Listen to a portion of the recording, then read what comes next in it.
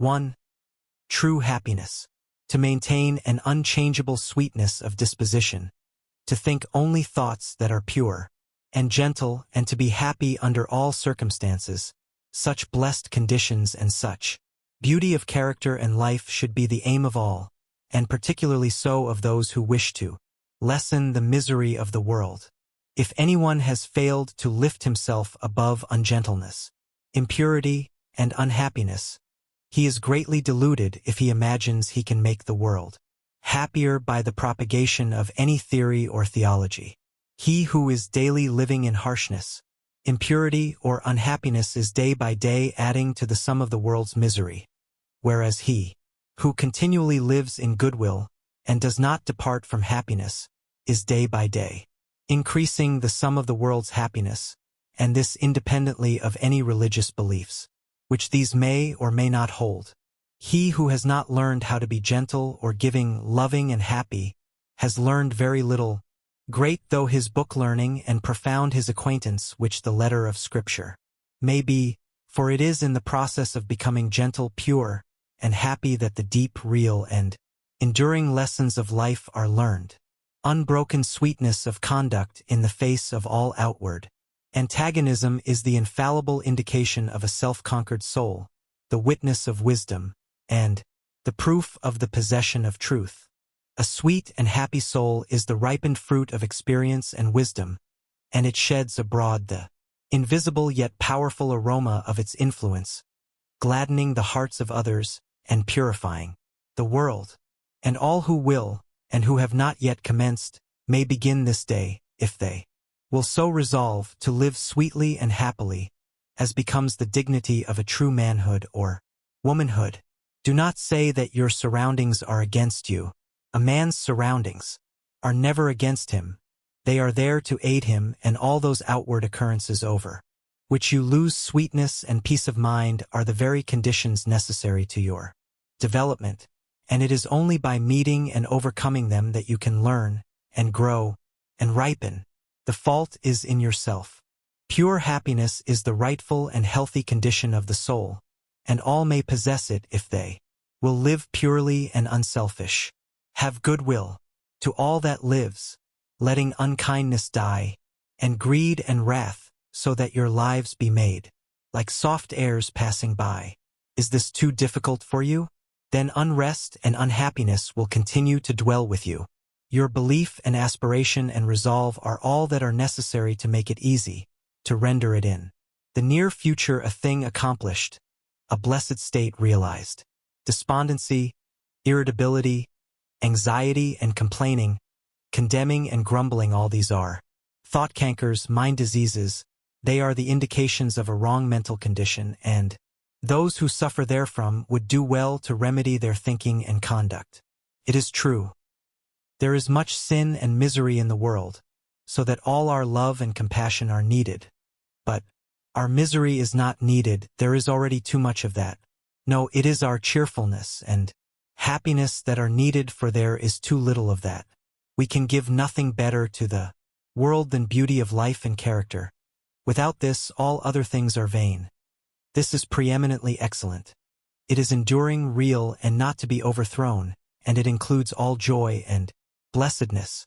Cease to dwell pessimistically upon the wrongs around you. Dwell no more in complaints about and revolt against the evil in others, and commence to live free from all wrong and evil yourself. Peace of mind, pure religion, and true reform lie this way. If you would have others true, be true. If you would have the world emancipated from misery and sin, emancipate yourself. If you would have your home and your surroundings happy, be happy. You can transform everything around you if you will transform yourself. Don't bewail and bemoan. Don't waste yourself in rejection, nor bark against the bad, but chant the beauties of the good. And this you will naturally and spontaneously do as you realize the good in yourself. 2. The immortal man. Immortality is here and now, and is not a speculative something beyond the grave. It is a lucid state of consciousness in which the sensations of the body, the varying and unrestful states of mind, and the circumstances and events of life are seen to be of a fleeting and, therefore, of an illusory character. Immortality does not belong to time, and will never be found in time. It belongs to eternity. And just as time is here and now, so is eternity here and now, and a man may find that eternity and establish in it, if he will overcome the self that derives its life from the unsatisfying and perishable things of time, whilst a man remains immersed in sensation, desire, and the passing events of his day-by-day existence, and regards those sensations, desires, and passing events as of the essence of himself, he can have no knowledge of immortality. The thing which such a man desires, and which he mistakes for immortality, is persistence.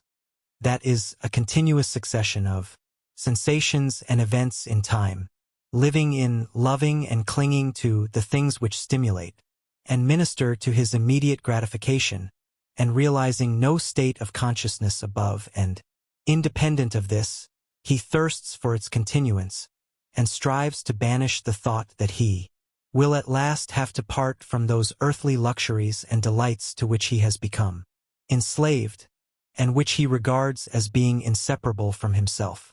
Persistence is the antithesis of immortality, and to be absorbed in it is spiritual death. Its very nature is change, impermanence. It is a continual living and dying. The death of the body can never bestow upon a man immortality. Spirits are not different from men, and live their little feverish life of broken consciousness, and are still immersed in change and mortality. The mortal man, he who thirsts for the persistence of his pleasure-loving personality, is still mortal after death, and only lives another life with a beginning and an end, without memory of the past or knowledge of the future.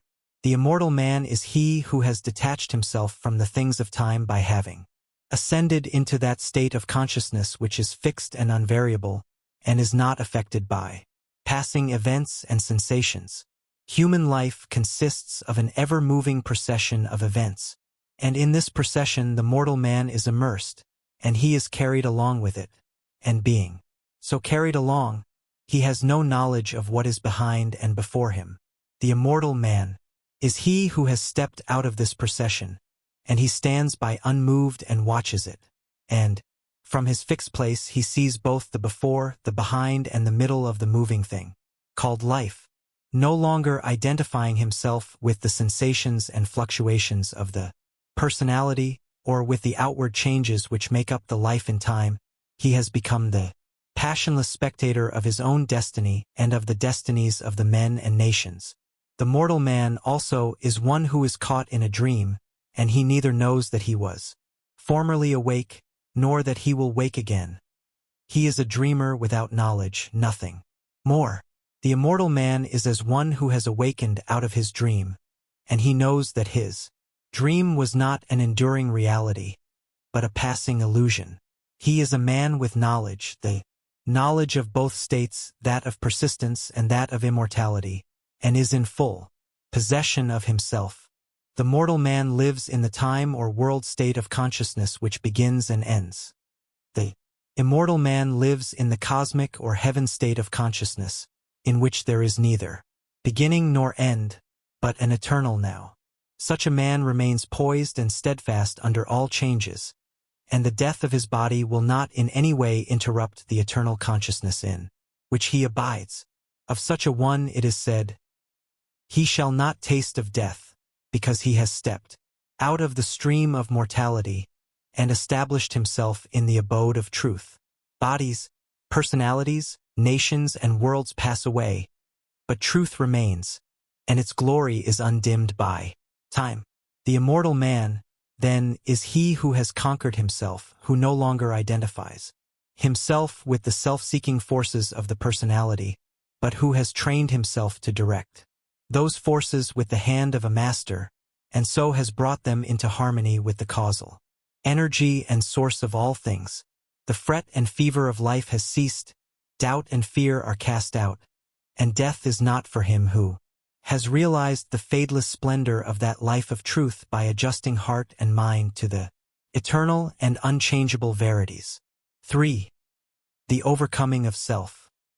Many people have very confused and erroneous ideas concerning the terms the overcoming of self, the eradication of desire, and the annihilation of the personality. Some, particularly the intellectual who are prone to theories, regard it as a metaphysical theory, altogether apart from life and conduct, while others conclude that it is the crushing out of all life, energy, and action, and the attempt to idealize stagnation and death. These errors and confusions, arising as they do in the minds of individuals, can only be removed by the individuals themselves, but perhaps it may make their removal a little less difficult for those who are seeking truth by presenting the matter in another way. The doctrine of the overcoming or annihilation of self is simplicity itself. Indeed, so simple, practical, and close at hand is it that a child of 5, whose mind has not yet become clouded with theories, theological schemes, and speculative philosophies, would be far more likely to comprehend it than many older people who have lost their hold upon simple and beautiful truths by the adoption of complicated theories. The annihilation of self consists in weeding out and destroying all those elements in the soul which lead to division, strife, suffering, disease, and sorrow. It does not mean the destruction of any good and beautiful and peace-producing quality. For instance, when a man is tempted to irritability or anger, and by a great effort overcomes the selfish tendency, casts it from him, and acts from the spirit of patience and love, in that moment of self-conquest he practices the annihilation of self. Every noble man practices it in part, though he may deny it in his words, and he who carries out this practice to its completion, eradicating every selfish tendency until only the divinely beautiful qualities remain, he is said to have annihilated the personality, all the personal elements, and to have arrived at truth. The self which is to be annihilated is composed of the following 10 worthless and sorrow-producing elements: lust, hatred, avarice, self-indulgence, self-seeking, vanity, pride, doubt, dark belief, delusion. It is the total abandonment, the complete annihilation of these 10 elements, for they comprise the body of desire. On the other hand, it teaches the cultivation, practice, and preservation of the following 10 divine qualities: purity, patience, humility, self-sacrifice, self-reliance, fearlessness, knowledge, wisdom, compassion, love. These comprise the body of truth, and to live entirely in them is to be a doer and knower of the truth, is to be an embodiment of truth. The combination of the 10 elements is called self or the personality. The combination of the 10 qualities produces what is called truth, the impersonal, the abiding, real, and immortal man. It will thus be seen that it is not the destruction of any noble, true, and enduring quality that is taught, but only the destruction of those things that are ignoble, false, and evanescent. Neither is this overcoming of self the deprivation of gladness, happiness, and joy, but rather is it the constant possession of these things by living in the joy-begetting qualities. It is the abandonment of the lust for enjoyment, but not of enjoyment itself, the destruction of the thirst for pleasure, but not of pleasure itself, the annihilation of the selfish longing for love and power and possessions themselves. It is the preservation of all those things which draw and bind men together in unity and concord, and, far from idealizing stagnation and death, urges men to the practice of those qualities which lead to the highest, noblest, most effective, and enduring action. He whose actions proceed from some or all of the 10 elements wastes his energies upon negations, and does not preserve his soul. But he whose actions proceed from some or all of the 10 qualities, he truly and wisely acts and so preserves his soul. He who lives largely in the 10 earthly elements, and who is blind and deaf to the spiritual verities, will find no attraction in the doctrine of self-surrender, for it will appear to him as the complete extinction of his being. But he who is endeavoring to live in the 10 heavenly qualities will see the glory and beauty of the doctrine, and will know it as the foundation of life eternal. he will also see that when men apprehend and practice it, industry, commerce, government, and every worldly activity will be purified, and action, purpose, and intelligence, instead of being destroyed, will be intensified and enlarged, but freed from strife and pain. 4. The uses of temptation. The soul, in its journey towards perfection, passes through 3 distinct stages. The first is the animal stage, in which the man is content to live in the gratification of his senses, unawakened to the knowledge of sin or of his divine inheritance, and altogether unconscious of the spiritual possibilities within himself. The second is the dual stage, in which the mind is continually oscillating between its animal and divine tendencies, having become awakened to the consciousness of both. It is during this stage that temptation plays its part in the progress of the soul. It is a stage of continual fighting, of falling and rising, of sinning and repenting, for the man, still loving and reluctant to leave the gratifications in which he has so long lived, yet also aspires to the purity and excellence of the spiritual state, and he is continually mortified by an undecided choice.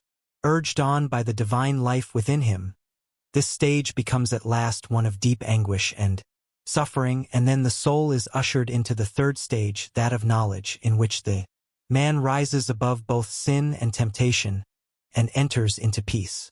Temptation, like contentment in sin, is not a lasting condition, as the majority of people suppose. It is a passing phase, an experience through which the soul must pass.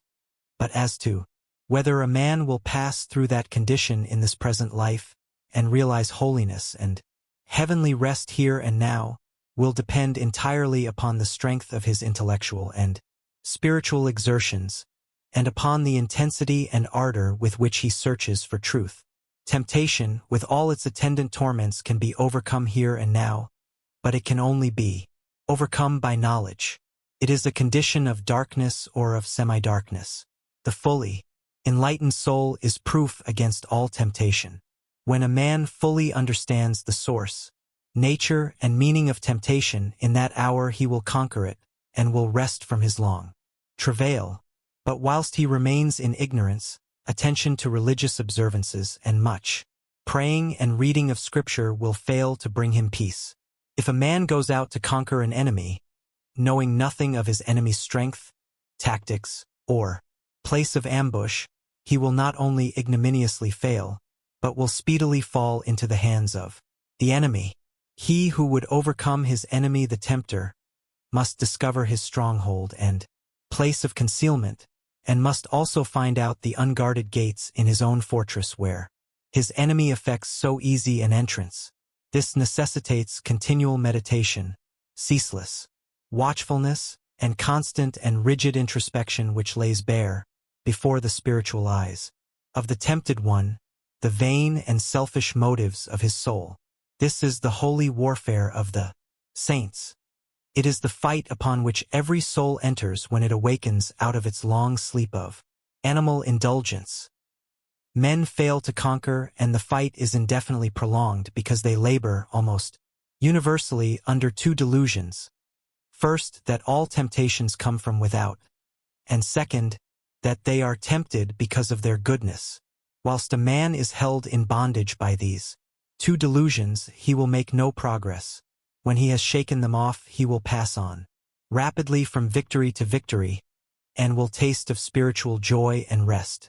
2 searching truths must take the place of these 2 delusions, and those truths are, first, that all temptation comes from within, and second, that a man is tempted because of the evil that is within him. The idea that God, a devil, evil spirits, or outward objects are the source of temptation must be dispelled. The source and cause of all temptation is in the inward desire, that being purified or eliminated, outward objects and extraneous powers are utterly powerless to move the soul to sin or to temptation. The outward object is merely the occasion of the temptation, never the cause. This is in the desire of the one tempted.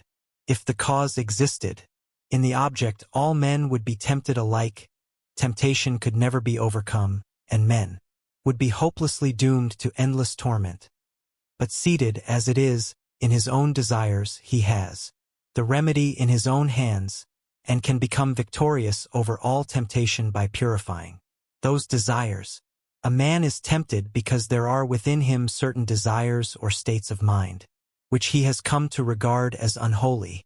These desires may lie asleep for a long time, and the man may think that he has got rid of them, when suddenly, on the presentation of an outward object, the sleeping desire wakes up and thirsts of immediate gratification. And this is the state of temptation. The good in a man is never tempted. Goodness destroys temptation.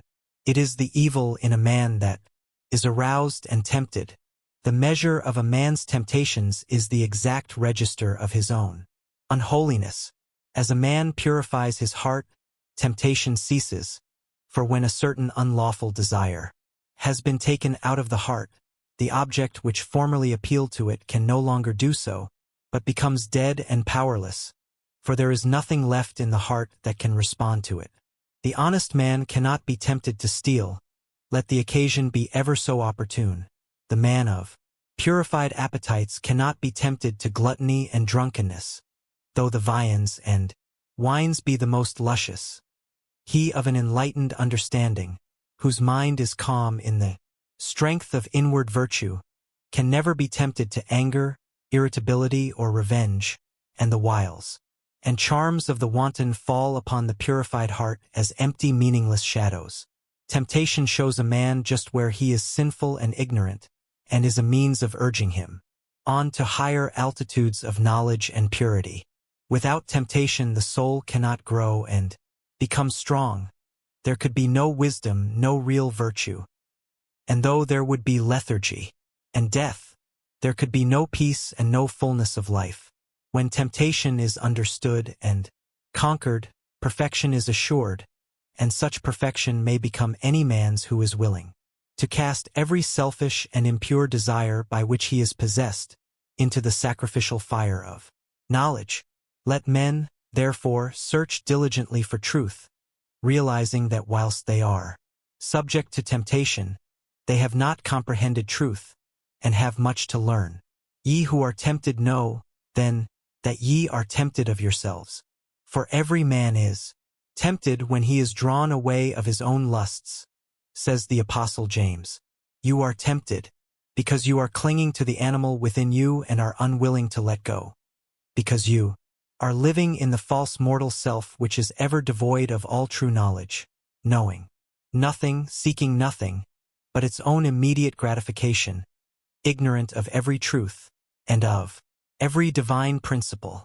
Clinging to that self, you continually suffer the pains of three separate torments: the torment of desire, the torment of repletion, and the torment of remorse. So flammeth Thrishna, lust and thirst of things. Eager, ye cleave to shadows, dote on dreams. A false self in the midst ye plant and make, a world around which seems blind to the height beyond, deaf to the sound of sweet airs breathed from far past Indra's sky, dumb to the summons of the true life kept.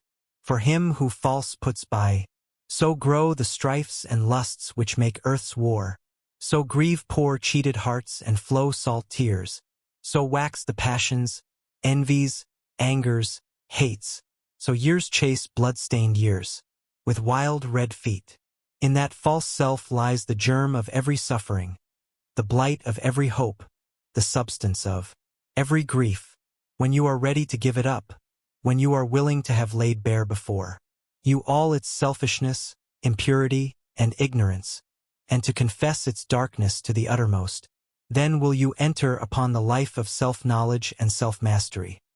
You will become conscious of the God within you, of that divine nature which, seeking no gratification, abides in a region of perpetual joy and peace where suffering cannot come and where temptation can find no foothold, establishing yourself day by day more and more firmly in that inward divinity. The time will at last come when you will be able to say with him whom millions worship, few understand and fewer still follow, the prince of this world cometh and hath nothing in me. 5. The man of integrity. There are times in the life of every man who takes his stand on high moral principles when his faith in and knowledge of those principles is tested to the uttermost, and the way in which he comes out of the fiery trial decides as to whether he has sufficient strength to live as a man of truth and join the company of the free, or shall still remain a slave and a hireling to the cruel taskmaster, self.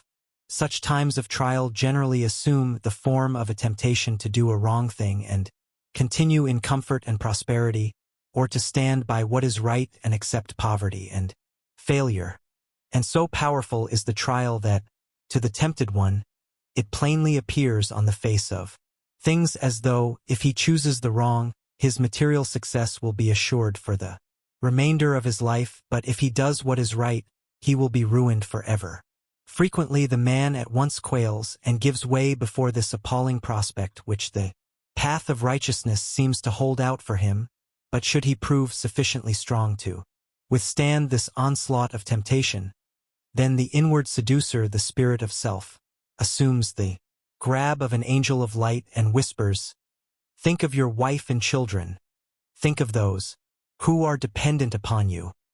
Will you bring them down to disgrace and starvation? Strong indeed and pure must be the man who can come triumphant out of such a trial, but he who does so enters at once a higher realm of life, where his spiritual eyes are open to see beautiful things, and then poverty and ruin which seemed inevitable do not come, but a more abiding success comes, and a peaceful heart and a quiet conscience. But he who fails does not obtain the promised prosperity, and his heart is restless and his conscience troubled. The right doer cannot ultimately fail, the wrongdoer cannot ultimately succeed. For such is the law which moves to righteousness, which none at last can turn aside or stay. And it is because justice is at the heart of things, because the great law is good, that the man of integrity is superior to fear and failure and poverty and shame and disgrace. As the poet further says of this law, "The heart of its love, the end of it, is peace and consummation sweet obey." The man who, fearing the loss of present pleasures or material comforts, denies the truth within him, can be injured and robbed and degraded and trampled upon, because he has first injured, robbed, and degraded, and trampled upon his own nobler self. But the man of steadfast virtue, of unblemished integrity, cannot be subject to such conditions, because he has denied the craven self within him and has taken refuge in truth. It is not the scourge and the chains which make a man a slave, but the fact that he is a slave. Slander, accusation, and malice cannot affect the righteous man, nor call from him any bitter response, nor does he need to go about to defend himself and prove his innocence. His innocence and integrity alone are a sufficient answer to all that hatred may attempt against him, nor can he ever be subdued by the forces of darkness, having subdued all those forces within himself. But he turns all evil things to good account. Out of darkness he brings light, out of hatred love, out of dishonor honor, and slanders, envies, and misrepresentations only serve to make more bright the jewel of truth within him, and to glorify his high and holy destiny. Let the man of integrity rejoice and be glad when he is severely tried. Let him be thankful that he has been given an opportunity of proving his loyalty to the noble principles which he has espoused. And let him think, now is the hour of holy opportunity. Now is the day of triumph for truth. Though I lose the whole world, I will not desert the right. So thinking, he will return good for evil, and will think compassionately of the wrongdoer. The slanderer, the backbiter, and the wrongdoer may seem to succeed for a time, but the law of justice prevails. The man of integrity may seem to fail for a time, but he is invincible, and in none of the worlds, visible or invisible, can there be forged a weapon that shall prevail against him. 6. Discrimination. There is one quality which is preeminently necessary to spiritual development, the quality of discrimination. A man's spiritual progress will be painfully slow and uncertain until there opens with him the eye of discrimination, for without this testing, proving, searching quality he will but grope in. The dark will be unable to distinguish the real from the unreal, the shadow from the substance, and will so confuse the false with the true as to mistake the inward promptings of his animal nature for those of the spirit of truth. A blind man left in a strange place may go grope his way in darkness, but not without much confusion and many painful falls and bruisings. Without discrimination a man is mentally blind, and his life is a painful groping in darkness, a confusion in which vice and virtue are indistinguishable one from the other, where facts are confounded with truths, opinions with principles, and where ideas, events, men, and things appear to be out of all relation to each other. A man's mind and life should be free from confusion. He should be prepared to meet every mental, material, and spiritual difficulty, and should not be inextricably caught, as many are, in the meshes of doubt, indecision, and uncertainty when troubles and so-called misfortunes come along. He should be fortified against every emergency that can come against him, but such mental preparedness and strength cannot be attained in any degree without discrimination, and discrimination can only be developed by bringing into play and constantly exercising the analytical faculty.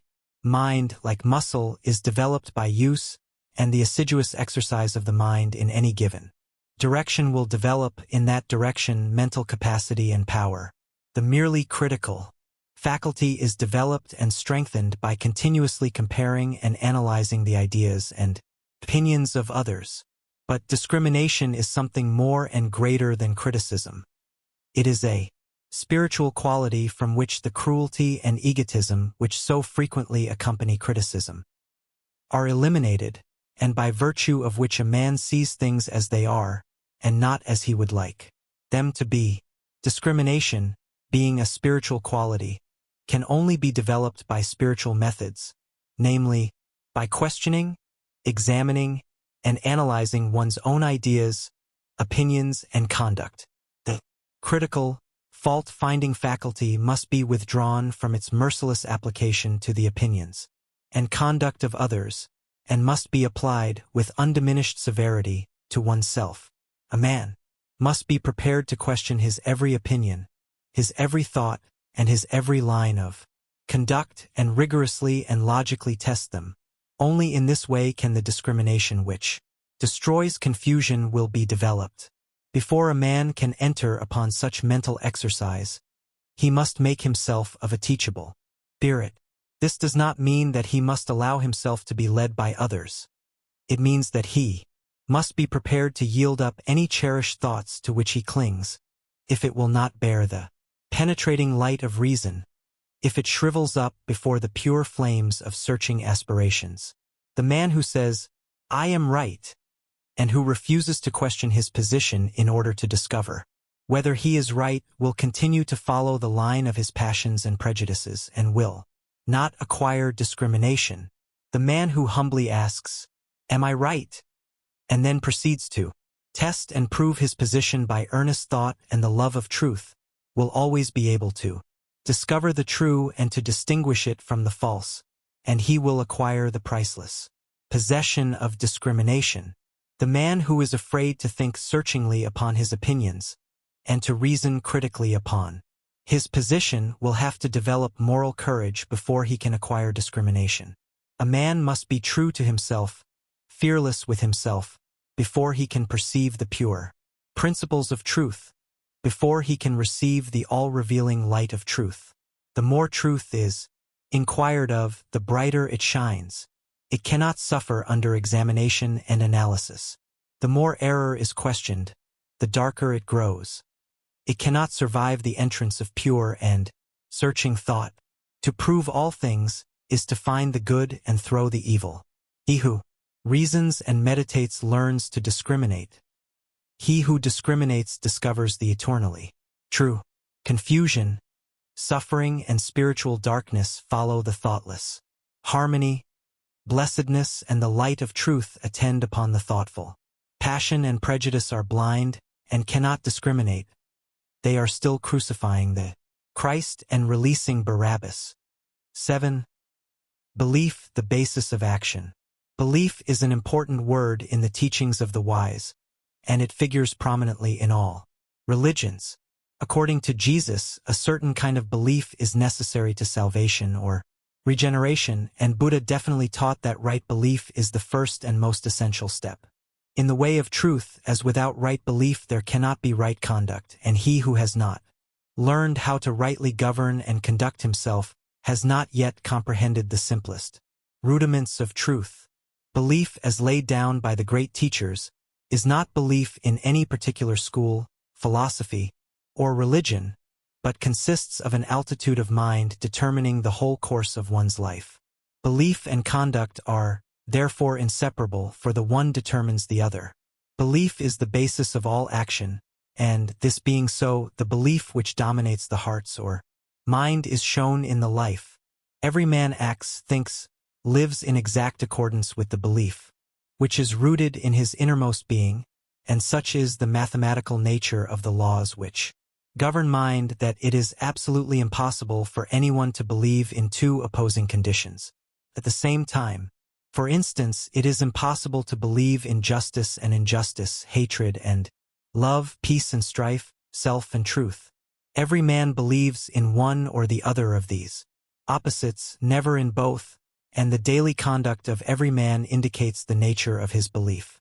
The man who believes in justice, who regards it as an eternal and indestructible principle, never boils over with righteous indignation, does not grow cynical and pessimistic over the inequalities of life, and remains calm and untroubled through all trials and difficulties. It is impossible for him to act otherwise, for he believes that justice reigns, and that, therefore, all that is called injustice is fleeting and illusory.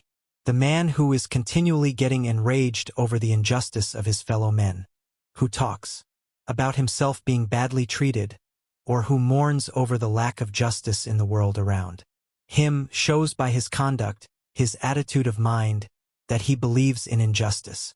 However he may protest to the contrary, in his inmost heart he believes that confusion and chaos are dominant in the universe, the result being that he dwells in misery and unrest, and his conduct is faulty.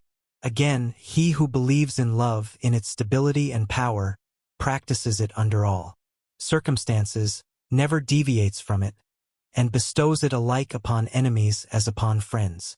He who slanders and condemns, who speaks disparagingly of others, or regards them with contempt, believes not in love but hatred. All his actions prove it, even though with tongue or pen he may eulogize love. The believer in peace is known by his peaceful conduct. It is impossible for him to engage in strife.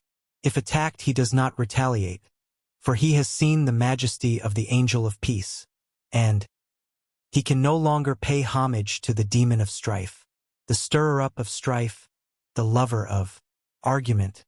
He who rushes into self-defense upon any or every provocation believes in strife, and will have naught to do with peace. Further, he who believes in truth renounces himself, that is, he refuses to center his life in those passions, desires, and characteristics which crave only their own gratification, and by thus renouncing he becomes steadfastly fixed in truth, and lives a wise, beautiful, and blameless life. The believer in self is known by his daily indulgences, gratifications, and vanities, and by the disappointments, sorrows, and mortifications which he continually suffers. The believer in truth does not suffer, for he has given up that self which is the cause of such suffering. It will be seen by the foregoing that every man believes either in permanent and eternal principles directing human life towards law and harmony, or in the negation of those principles with the resultant chaos in human affairs and in his own life. Belief in the divine principles of justice, compassion, love, constitutes the right belief laid down by Buddha as being the basis of right conduct, and also the belief unto salvation as emphasized in the Christian scriptures, for he who so believes cannot do otherwise than build his whole life upon these principles, and so purifies his heart, and perfects his life.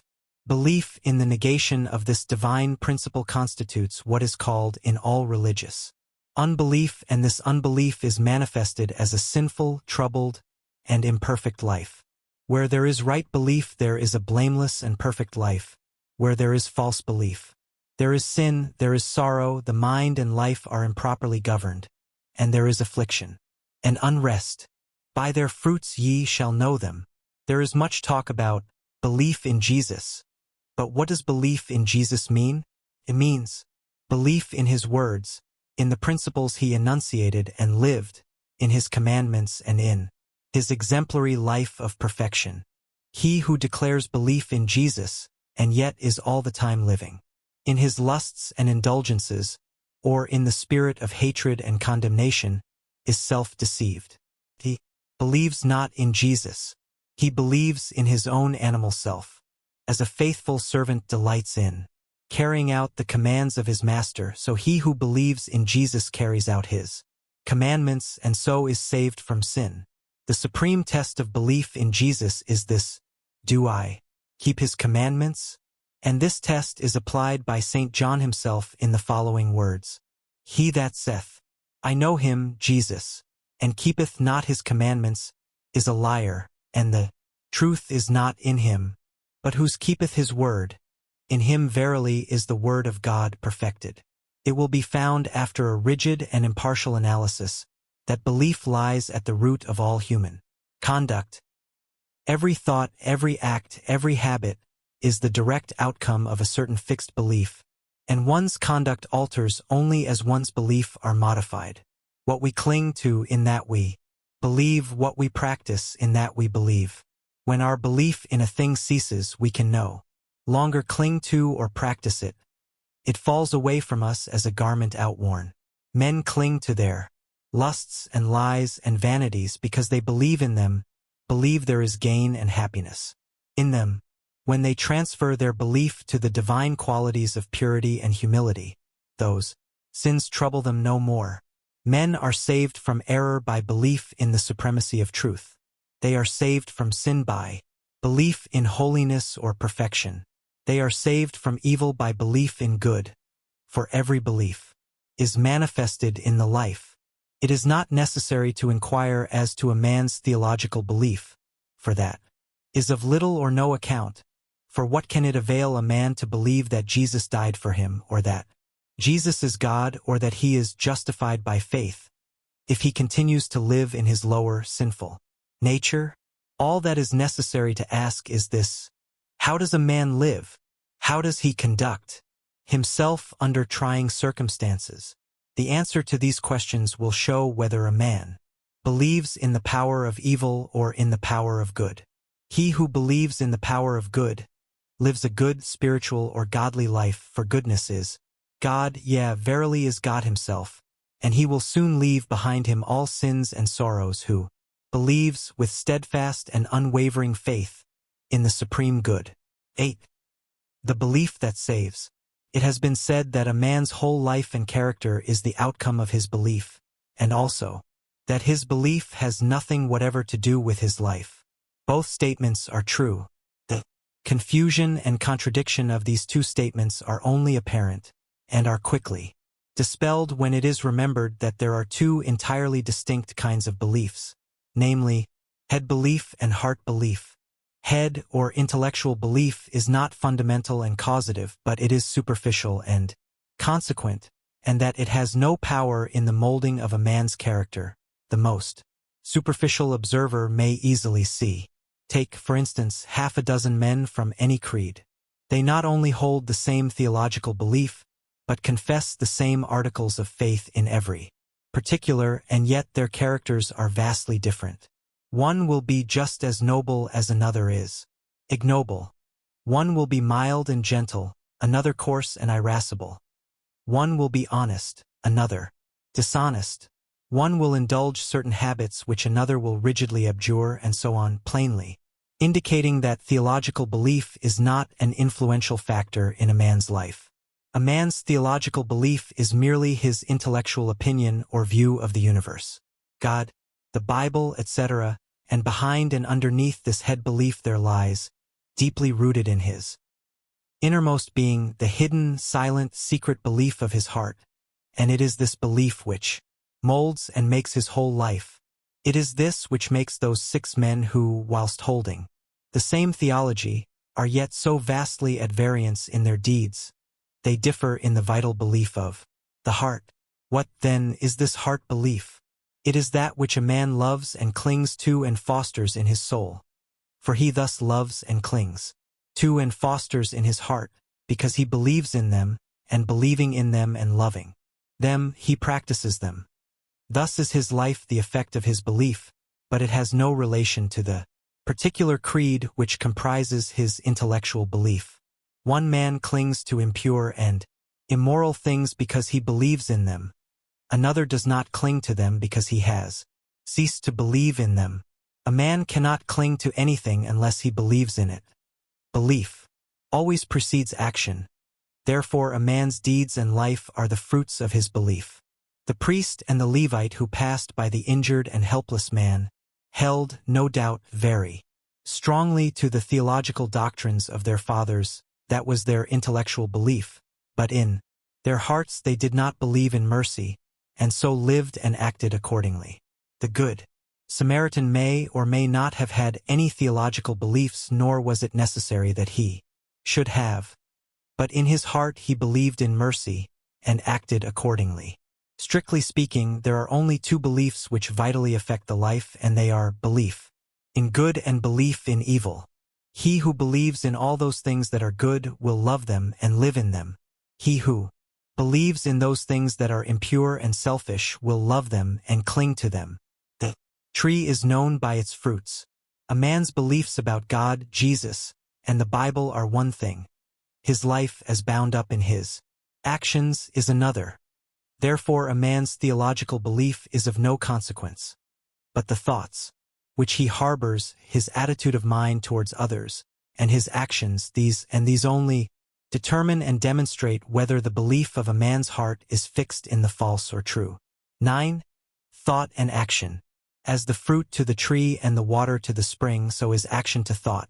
It does not come into manifestation suddenly and without a cause.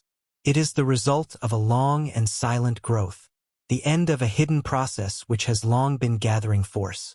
The fruit of the tree and the water gushing from the rock are both the effect of a combination of natural processes in air and earth which have long worked together in secret to produce the phenomenon. And the beautiful acts of enlightenment and the dark deeds of sin are both the ripened effects of trains of thought which have long been harbored in the mind. The sudden falling, when greatly tempted, into some grievous sin by one who was believed, and who probably believed himself to stand firm, is seen neither to be a sudden nor a causeless thing when the hidden process of thought which led up to it are revealed. The falling was merely the end, the outworking, the finished result of what commenced in the mind probably years before.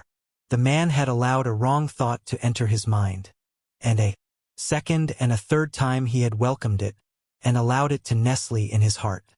Gradually he became accustomed to it, and cherished and fondled and tended it, and so it grew until at last it attained such strength and force that it attracted to itself the opportunity which enabled it to burst forth and ripen into act.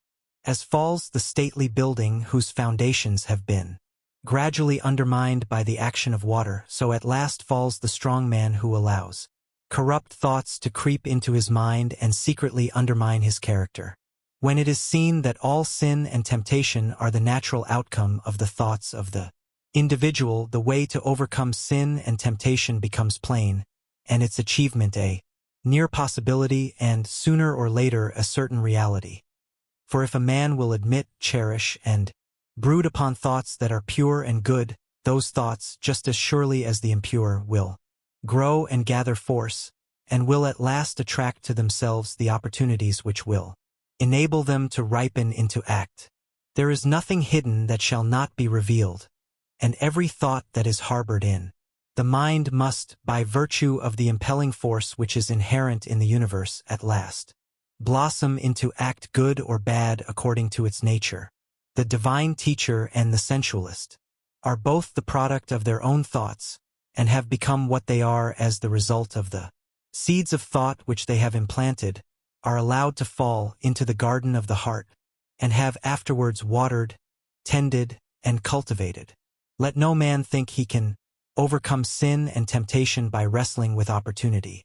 He can only overcome them by purifying his thoughts, and if he will, day by day, in the silence of his soul, and in the performance of his duties, strenuously overcome all erroneous inclination, and put in its place thoughts that are true and that will endure the light, opportunity to do evil, will give place to opportunity for accomplishing good, for a man can only attract that to him which is in harmony with his nature, and no temptation can gravitate to a man unless there is that in his heart which is capable of responding to it.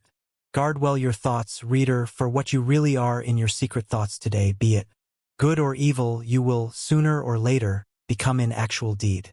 He who unwaringly guards the portals of his mind against the intrusion of sinful thoughts, and occupies himself with loving thoughts, with pure, strong, and beautiful thoughts, will, when the season of their ripening comes, bring forth the fruits of gentle and holy deeds, and no temptation that can come against him shall find him unarmed or unprepared. 10. Your mental attitude. As a being of thought, your dominant mental attitude will determine your condition in life, will also be the gauge of your knowledge and the measures of your attainment. The so-called limitations of your nature are the boundary lines of your thoughts. They are self-erected fences and can be drawn to a narrower circle, extended to a wider, or be allowed to remain. You are the thinker of your thoughts, and as such you are the maker of yourself and condition. Thought is causal and creative, and appears in your character and life in the form of results. There are no accidents in your life. Both its harmonies and antagonisms are the responsive echoes of your thoughts. A man thinks and his life appears. If your dominant mental attitude is peaceable and lovable, bliss and blessedness will follow you. If it be resistant and hateful, trouble and distress will cloud your pathway. Out of ill will will come grief and disaster. Out of goodwill, healing and reparation. You imagine your circumstances as being separate from yourself, but they are intimately related to your thought world. Nothing appears without an adequate cause. Everything that happens is just. Nothing is fated. Everything is formed. As you think, you travel. As you love, you attract. You are today where your thoughts have brought you. You will be tomorrow where your thoughts take you. You cannot escape the result of your thoughts, but you can endure and learn, can accept and be glad. You will always come to the place where your love, your most abiding and intense thought, can receive its measure of gratification. If your love be base, you will come to a base place. If it be beautiful, you will come to a beautiful place. You can alter your thoughts and so alter your condition. Strive to perceive the vastness and grandeur of your responsibility. You are powerful, not powerless. You are as powerful to obey as you are to disobey, as strong to be pure as to be impure, as ready for wisdom as for ignorance. You can learn what you will, can remain as ignorant as you choose. If you love knowledge, you will obtain it. If you love wisdom, you will secure it. If you love purity, you will realize it. All things await your acceptance, and you choose by the thoughts which you entertain. A man remains ignorant because he loves ignorance, and chooses ignorant thoughts. A man becomes wise because he loves wisdom and chooses wise thoughts. No man is hindered by another. He is only hindered by himself. No man suffers because of another. He suffers only because of himself. By the noble gateway of pure thought you can enter the highest heaven. By the ignoble doorway of impure thought you can descend into the lowest hell. Your mental attitude towards others will faithfully react upon yourself, and will manifest itself in every relation of your life. Every impure and selfish thought that you send out comes back to you in your circumstances in some form of suffering. Every pure and unselfish thought returns to you in some form of blessedness. Your circumstances are effects of which the cause is inward and invisible. As the father-mother of your thoughts, you are the maker of your state and condition. When you know yourself, you will perceive that every event in your life is weighed in the faultless balance of equity. When you understand the law within your mind, you will cease to regard yourself as the impotent and blind tool of circumstances, and will become the strong and seeing master. 11. Sowing and reaping. Go into the fields and country lanes in the springtime, and you will see farmers and gardeners busy sowing seeds in the newly prepared soil. If you were to ask any one of those gardeners or farmers what kind of produce he expected from the seed he was sowing, he would doubtless regard you as foolish, and would tell you that he does not expect at all, that it is a matter of common knowledge that his produce will be of the kind which he is sowing, and that he is sowing wheat or barley or turnips, as the case may be, in order to reproduce that particular kind.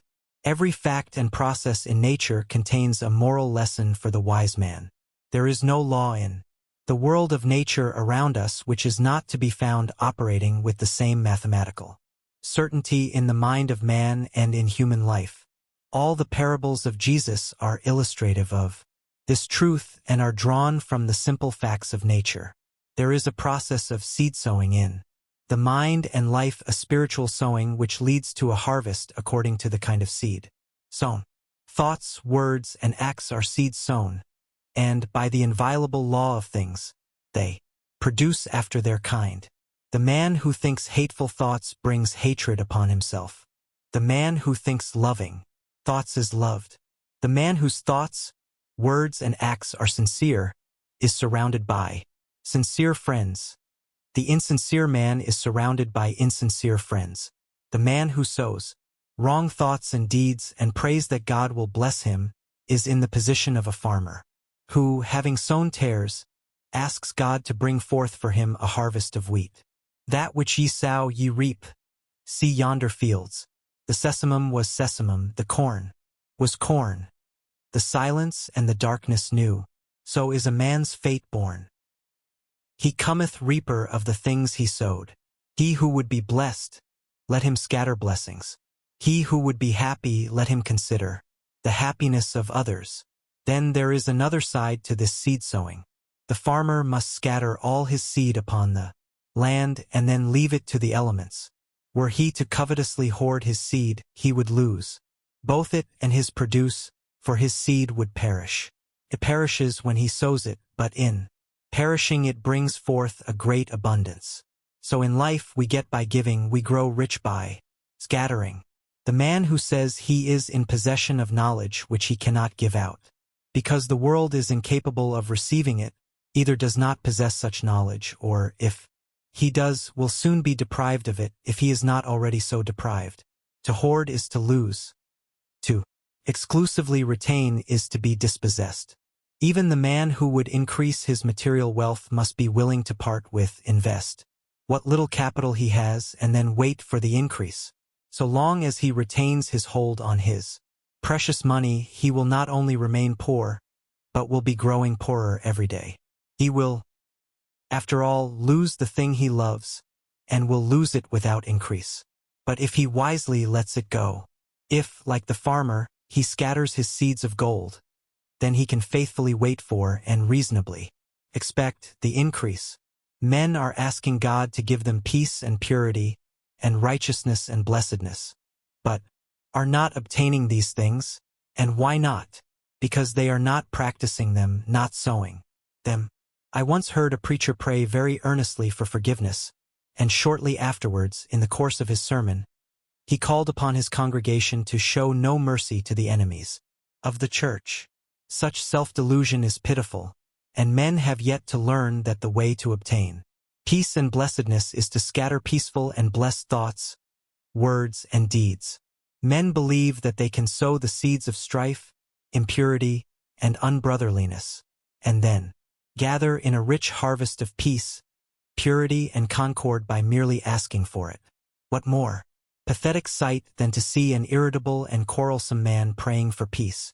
Men reap that which they sow, and any man can reap all blessedness now and at once, if he will put aside selfishness, and sow broadcast the seeds of kindness, gentleness, and love. If a man is troubled, perplexed, sorrowful, or unhappy, let him ask, what mental seeds have I been sowing? What seeds am I sowing? What have I done for others? What is my attitude towards others? What seeds of trouble and sorrow and unhappiness have I sown that I should thus reap these bitter weeds? Let him seek within and find, and having found, let him abandon all the seeds of self, and sow henceforth only the seeds of truth. Let him learn of the farmer the simple truths of wisdom. 12. The reign of law. The little party gods have had their day. The arbitrary gods, creatures of human caprice and ignorance, are falling into disrepute.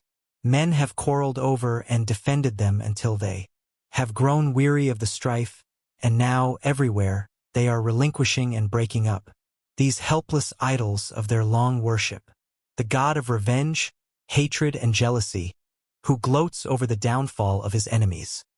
The partial God who gratifies all our narrow and selfish desires. The God who saves only the creatures of his particular special creed. The God of exclusiveness and favoritism.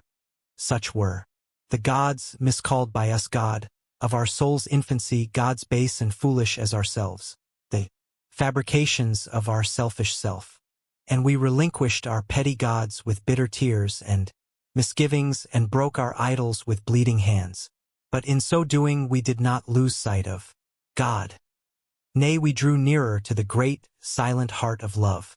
Destroying the idols of self, we began to comprehend somewhat of the power which cannot be destroyed, and entered into a wider knowledge of the God of love, of peace, of joy, the God in whom revenge and partiality cannot exist, the God of light, from whose presence the darkness of fear and doubt and selfishness cannot choose but flee. We have reached one of those epochs in the world's progress which witnesses the passing of the false gods, the gods of human selfishness and human illusion. The new old revelation of one universal impersonal truth has again dawned upon the world, and its searching light has carried consternation to the perishable gods who take shelter under the shadow of self. Men have lost faith in a God who can be cajoled, who rules arbitrarily and capriciously, subverting the whole order of things to gratify the wishes of his worshippers, and are turning, with a new light in their eyes and a new joy in their hearts, to the God of law. And to him they turn, not for personal happiness and gratification, but for knowledge, for understanding, for wisdom, for liberation from the bondage of self. And thus turning they do not seek in vain, nor are they sent away empty and discomfited. They find within themselves the reign of law that every thought, every impulse, every act and word brings about a result, in exact accordance with its own nature, that thoughts of love bring about beautiful and blissful conditions, that hateful thoughts bring about distorted and painful conditions, that thoughts and acts good and evil are weighed in the faultless balance of the supreme law, and receive their equal measure of blessedness on the one hand, and misery on the other, and thus finding they enter a new path, the path of obedience to the law.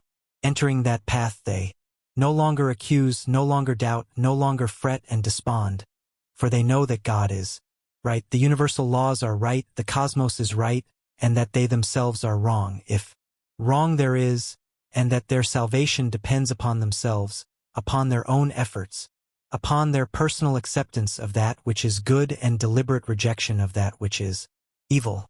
No longer merely hearers, they become doers of the word, and they acquire knowledge, they receive understanding, they grow in wisdom, and they enter into the glorious life of liberation from the bondage of self.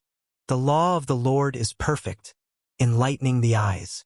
Imperfection lies in man's ignorance, in man's blind folly. Perfection, which is knowledge of the perfect law, is ready for all who earnestly seek it. It belongs to the order of things. It is yours and mine now if we will only put self-seeking on one side and adopt the life of self-obliteration. The knowledge of truth, with its unspeakable joy, its calmness and quiet strength, is not for those who persist in clinging to their rights, defending their interests, and fighting for their opinions, whose works are imbued with the personal I, and who build upon the shifting sands of selfishness and egotism.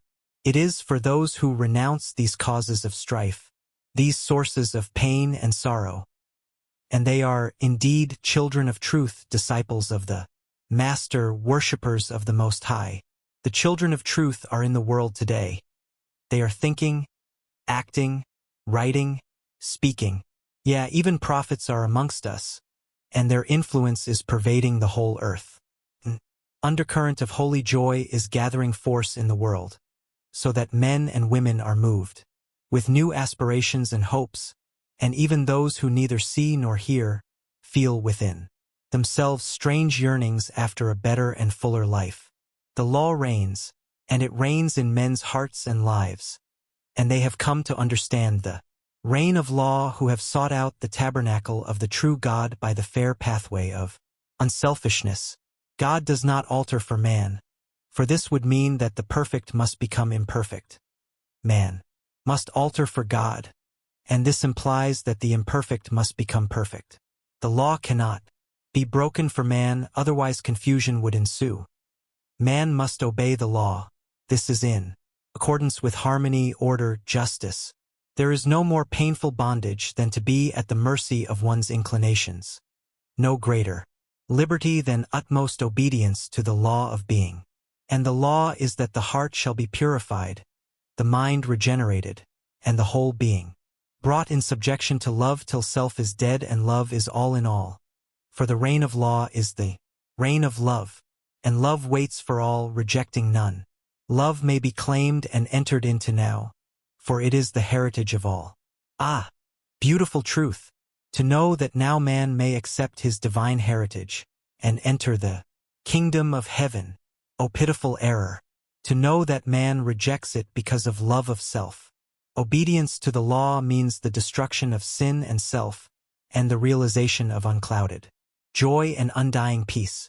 Clinging to one's selfish inclinations means the drawing about one's soul clouds of pain and sorrow which darken the light of truth, the shutting out of oneself from all real blessedness. For whatsoever a man sows, that shall he also reap. Verily the law reigneth, and reigneth forever, and justice and love are its eternal ministers. 13. The supreme justice. The material universe is maintained and preserved by the equilibrium of its forces. The moral universe is sustained and protected by the perfect balance of its equivalents. As in the physical world nature abhors a vacuum, so in the spiritual world disharmony is annulled. Underlying the disturbances and destructions of nature, and behind the mutability of its forms, there abides the eternal and perfect mathematical symmetry.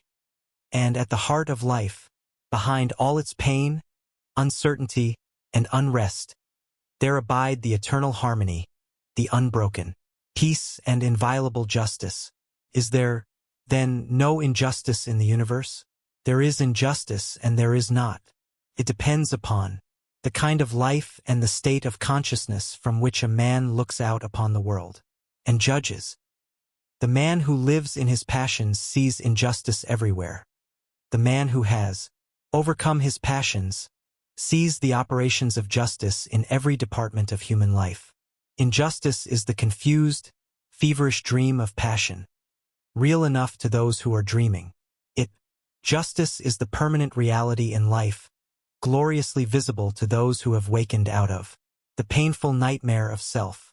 The divine order cannot be perceived until passion and self are transcended.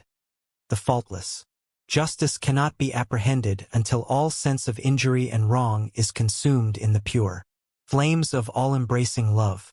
The man who thinks, I have been slighted, I have been injured, I have been insulted, I have been treated unjustly, cannot know what justice is.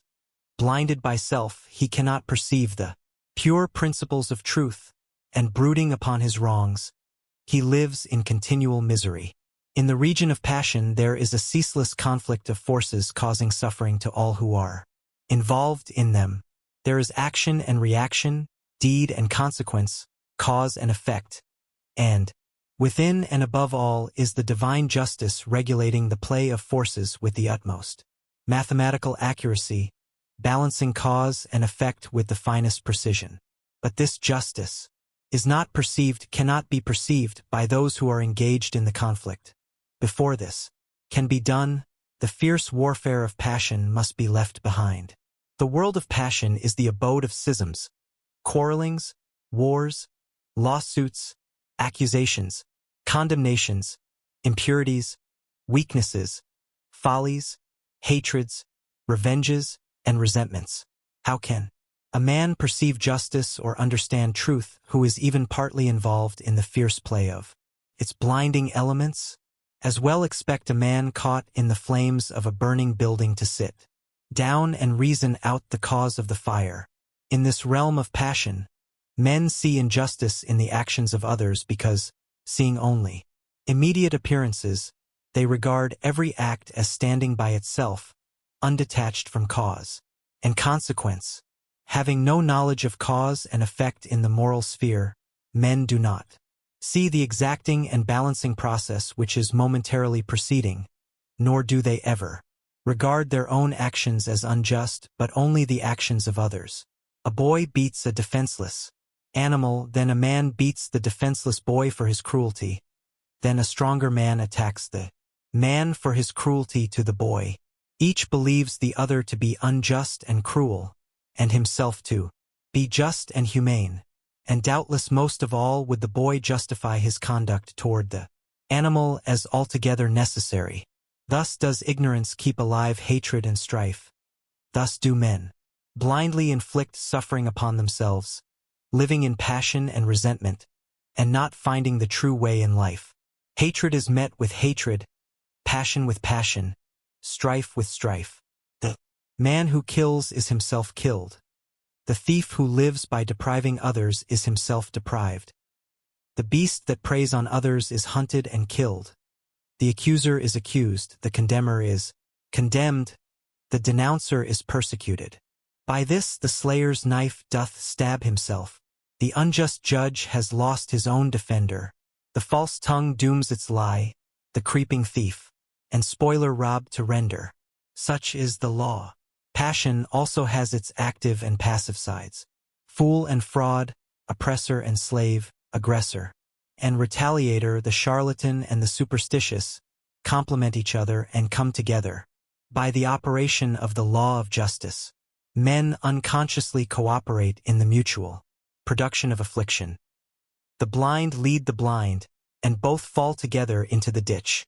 Pain, grief, sorrow, and misery are the fruits of which passion is the flower. Where the passion-bound soul sees only injustice, the good man, he who has conquered passion, sees cause and effect, sees the supreme justice. It is impossible for such a man to regard himself as treated unjustly, because he has ceased to see injustice. He knows that no one can injure or cheat him, having ceased to injure or cheat himself. However passionately or ignorantly men may act towards him, it cannot possibly cause him any pain, for he knows that whatever comes to him, it may be abuse and persecution, can only come as the effect of what he himself has formerly sent out. He therefore regards all things as good, rejoices in all things, loves his enemies and blesses them that curse him, regarding them as the blind but beneficent instruments by which he is enabled to pay his moral debts to the great law. The good man, having put away all resentment, retaliation, self-seeking and egotism, has arrived at a state of equilibrium and has thereby become identified with the eternal and universal equilibrium. Having lifted himself above the blind forces of passion, he understands those forces, contemplates them with a calm, penetrating insight, like the solitary dweller upon a mountain who looks down upon the conflict of the storms beneath his feet. For him, injustice has ceased, and he sees ignorance and suffering on the one hand and enlightenment and bliss on the other. He sees that not only do the fool and the slave need his sympathy, but that the fraud and the oppressor are equally in need of it, and so his compassion is extended towards all. The supreme justice and the supreme love are one. Cause and effect cannot be avoided. Consequences cannot be escaped. While a man is given to hatred, resentment, anger, and condemnation, he is subject to injustice. As the dreamer to his dream, and cannot do otherwise than see injustice. But he who has overcome those fiery and binding elements knows that unerring justice presides over all, that, in reality, there is no such thing as injustice in the whole of the universe. 14. The use of reason. We have heard it said that reason is a blind guide, and that it draws men away from truth, rather than leads them to it. If this were true, it were better to remain or to become unreasonable and to persuade others so to do. We have found, however, that the diligent cultivation of the divine faculty of reason brings about calmness and mental poise, and enables one to meet cheerfully the problems and difficulties of life. It is true there is a higher light than reason, even that of the spirit of truth itself, but without the aid of reason, truth cannot be apprehended. They who refuse to trim the lamp of reason will never, whilst they so refuse, perceive the light of truth, for the light of reason is a reflection of that light. Reason is a purely abstract quality, and comes midway between the animal and divine consciousness in man, and leads, if rightly employed, from the darkness of one to the light of the other. It is true that reason may be enlisted in the service of the lower, self-seeking nature, but this is only a result of its partial and imperfect exercise. A fuller development of reason leads away from the selfish nature, and ultimately allies the soul with the highest, the divine. That spiritual Percival who, searching for the holy grail of the perfect life, is again and again left alone, and wearying in a land of sand and thorns, is not so stranded because he has followed reason, but because he is still clinging to and is reluctant to leave some remnants of his lower nature. He who will use the light of reason as a torch to search for truth will not be left at last in comfortless darkness. Come now, and let us reason together, saith the Lord. Though your sins be as scarlet, they shall be as white as snow. Many men and women pass through untold sufferings, and at last die in their sins, because they refuse to reason, because they cling to those dark delusions which even a faint glimmer of the light of reason would dispel, and all must use their reason freely, fully, and faithfully, who would exchange the scarlet robe of sin and suffering for the white garment of blamelessness and peace. It is because we have proved and know these truths that we exhort men to tread the middle road whose course bright reason traces and soft quiet smooths. For reason leads away from passion and selfishness into the quiet ways of sweet persuasion and gentle forgiveness, and he will never be led astray, nor will he follow blind guides who faithfully adheres to the apostolic injunction. Prove all things, and hold fast that which is good. They, therefore, who despise the light of reason, despise the light of truth. Large numbers of people are possessed of the strange delusion that reason is somehow intimately connected with the denial of the existence of God. This is probably due to the fact that those who try to prove that there is no God usually profess to take their stand upon reason, while those who try to prove the reverse generally profess to take their stand on faith. Such argumentative combatants, however, are frequently governed more by prejudice than either reason or faith, their object being not to find truth, but to defend and confirm a preconceived opinion. Reason is concerned, not with ephemeral opinions, but with the established truth of things, and he who is possessed of the faculty of reason in its purity and excellence can never be enslaved by prejudice, and will put from him all preconceived opinions as worthless. He will neither attempt to prove nor disprove, but after balancing extremes and bringing together all apparent contradictions, he will carefully and dispassionately weigh and consider them, and so arrive at truth. Reason is, in reality, associated with all that is pure and gentle, moderate and just. It is said of a violent man that he is unreasonable, of a kind and considerate man that he is reasonable, and of an insane man that he has lost his reason. Thus it is seen that the word is used even to a great extent unconsciously, though none the less truly in a very comprehensive sense, and though reason is not actually love and thoughtfulness and gentleness and sanity, it leads to and is intimately connected with these divine qualities, and cannot, except for purposes of analysis, be dissociated from them. Reason represents all that is high and noble in man. It distinguishes him from the brute which blindly follows its animal inclinations, and just in the degree that man disobeys the voice of reason and follows his inclinations does he become brutish. As Milton says, reason in man obscured, or not obeyed, immediately inordinate desires, and upstart passions catch the government. From reason and to servitude reduce man till then free. The following definition of reason from Nuttall's dictionary will give some idea of the comprehensiveness of the word: the cause, ground, principle, or motive of anything said or done. Efficient cause, final cause, the faculty of intelligence in man, especially the faculty by which we arrive at necessary truth. It will thus be seen that reason is a term, the breadth of which is almost sufficient to embrace even truth itself, and Archbishop Trench tells us in his celebrated work on the study of words that the terms reason and word are indeed so essentially one and the same, that the Greek language has one word for them both, so that the word of God is the reason of God, and one of the renderings of Lao Tzu's Tao is reason, so that in the Chinese translation of our New Testament, St. John's Gospel runs, "In the beginning was the Tao." To the undeveloped and uncharitable mind all words have narrow applications, but as a man enlarges his sympathies and broadens his intelligence, words become filled with rich meanings and assume comprehensive proportions. Let us therefore cease from foolish quarrelings about words and, like reasonable beings, search for principles and practice those things which make for unity and peace. 15. Self-discipline. A man does not live until he begins to discipline himself. He merely exists.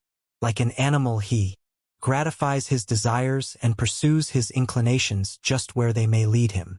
He is happy as a beast is happy because he is not conscious of what he is depriving himself. He suffers as the beast suffers because he does not know the way out of suffering.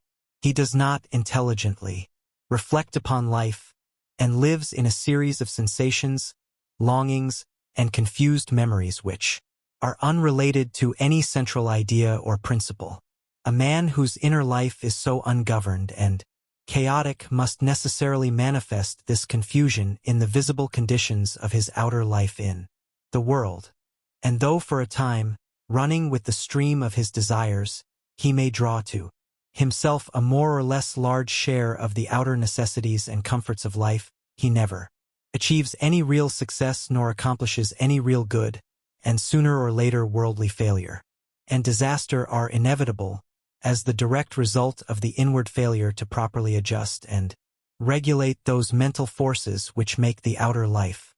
Before a man accomplish anything of an enduring nature in the world, he must first of all acquire some measure of success in the management of his own mind.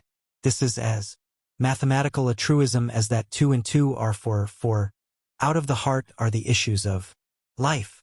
If a man cannot govern the forces within himself, he cannot hold a firm hand upon the outer activities which form his visible life. On the other hand, as a man succeeds in governing himself, he rises to higher and higher levels of power and usefulness and success in the world. The only difference between the life of the beast and that of the undisciplined man is that the man has a wider variety of desires and experiences a greater intensity of suffering. It may be said of such a man that he is dead, being truly dead to self-control, chastity, fortitude, and all the nobler qualities which constitute life. In the consciousness of such a man the crucified Christ lies entombed, awaiting that resurrection which shall revivify the mortal sufferer, and wake him up to a knowledge of the realities of his existence. With the practice of self-discipline a man begins to live, for he then commences to rise above the inward confusion and to adjust his conduct to a steadfast center within himself. He ceases to follow where inclination leads him, reigns in the steed of his desires, and lives in accordance with the dictates of reason and wisdom. Hitherto his life has been without purpose or meaning, but now he begins to consciously mold his own destiny. He is clothed and in his right mind. In the process of self-discipline there are 3 stages, namely 1. Control. 2. Purification. 3. Relinquishment. A man begins to discipline himself by controlling those passions which have hitherto controlled him. He resists temptation and guards himself against all those tendencies to selfish gratifications which are so easy and natural, and which have formerly dominated him. He brings his appetite into subjection, and begins to eat as a reasonable and responsible being, practicing moderation and thoughtfulness in the selection of his food, with the object of making his body a pure instrument through which he may live and act as becomes a man, and no longer degrading that body by pandering to gustatory pleasure. He puts a check upon his tongue, his temper, and, in fact, his every animal desire and tendency, and this he does by referring all his acts to a fixed center within himself. It is a process of living from within outward instead of, as formerly, from without inward. He conceives of an ideal and, enshrining that ideal in the sacred recesses of his heart, he regulates his conduct in accordance with its exaction and demands. There is a philosophical hypothesis that at the heart of every atom and every aggregation of atoms in the universe there is a motionless center which is the sustaining source of all the universal activities. Be this as it may, there is certainly in the heart of every man and woman a selfless center without which the outer man could not be, and the ignoring of which leads to suffering and confusion. This selfless center which takes the form in the mind of an ideal of unselfishness and spotless purity, the attainment of which is desirable, is man's eternal refuge from the storms of passion and all the conflicting elements of his lower nature. It is the rock of ages, the Christ within, the divine and immortal in all men. As a man practices self-control, he approximates more and more to this inward reality, and is less and less swayed by passion and grief, pleasure and pain, and lives a steadfast and virtuous life, manifesting manly strength and fortitude. The restraining of the passions, however, is merely the initial stage in self-discipline, and is immediately followed by the process of purification. By this a man so purifies himself as to take passion out of the heart and mind altogether, not merely restraining it when it rises within him, but preventing it from rising altogether. By merely restraining his passions a man can never arrive at peace, can never actualize his ideal. He must purify those passions. It is in the purification of his lower nature that a man becomes strong and godlike, standing firmly upon the ideal center within, and rendering all temptations powerless and ineffectual. This purification is effected by thoughtful care, earnest meditation, and holy aspiration. And, as success is achieved, confusion of mind and life pass away, and calmness of mind and spiritualized conduct ensure. True strength and power and usefulness are born of self-purification, for the lower animal forces are not lost, but are transmuted into intellectual and spiritual energy. The pure life, pure in thought and deed, is a life of conservation of energy. The impure life even should. The impurity not extent beyond thought is a life of dissipation of energy. The pure man is more capable, and therefore more fit to succeed in his plans and to accomplish his purposes, than the impure. Where the impure man fails, the pure man will step in and be victorious, because he directs his energies with a calmer mind and a greater definiteness and strength of purpose. With the growth in purity, all the elements which constitute a strong and virtuous manhood, are developed in an increasing degree of power, and as a man brings his lower nature into subjection and makes his passions do his bidding, just so much will he mold the outer circumstances of his life and influence others for good. The third stage of self-discipline, that of relinquishment, is a process of letting the lower desires and all impure and unworthy thoughts drop out of the mind, and also refusing to give them any admittance, leaving them to perish. As a man grows purer, he perceives that all evil is powerless unless it receives his encouragement, and so he ignores it and lets it pass out of his life. It is by pursuing this aspect of self-discipline that a man enters into and realizes the divine life and manifests those qualities which are distinctly divine, such as wisdom, patience, non-resistance, compassion, and love.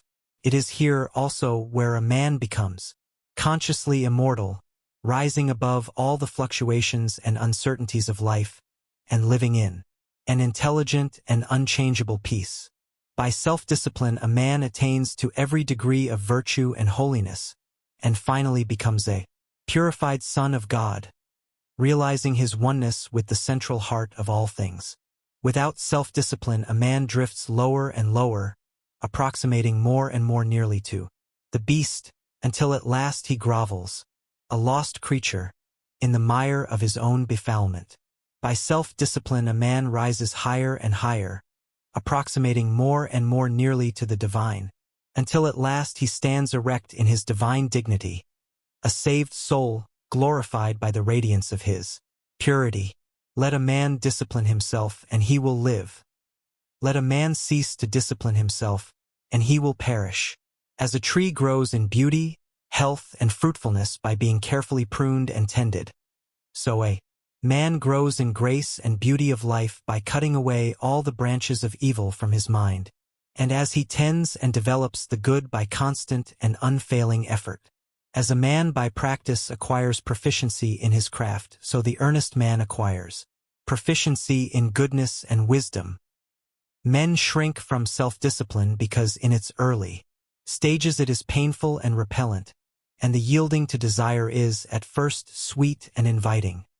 But the end of desire is darkness and unrest, whereas the fruits of discipline are immortality and peace.